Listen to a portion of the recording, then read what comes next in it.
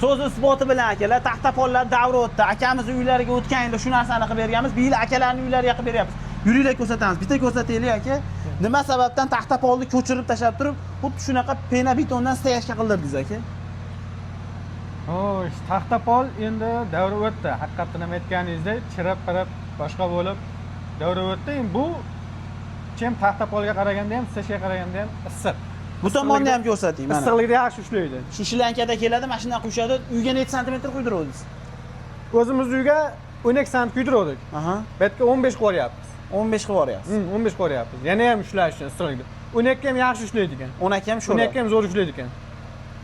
Aksariyat joylarda 10 nima qildiryapti, 18 qildiryapti. Ular ham qanday effekt berganini bilmadim, lekin bizniki 12 kuydirilgan.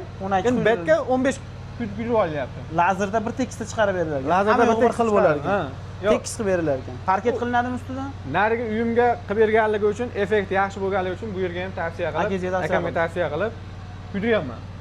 Agar effekt bermaganda qildirmasdim. Masalan, oddiy misol qildirmasdim. Zo'r. 10 santimetrini 55 ming so'mdan qilib berishadi. Hamma yo'g'i ichidan. Siz hech narsa qilib bermadingizmi? Yo'q, men hech narsa qilib berganim yo'q. Faqat tok suv. Tok suvni qilib bersangiz bo'ldi ekan. Hamma yo'g'ini ustalar o'zi olib kelishadi. 200 kvadratga joyda bir kunda quyib chiqib ketishadi. Obedga bir mahal obedni qilib beryapmiz, bo'ldi shu. Vodiy bo'lar shunaqalar. Toshkent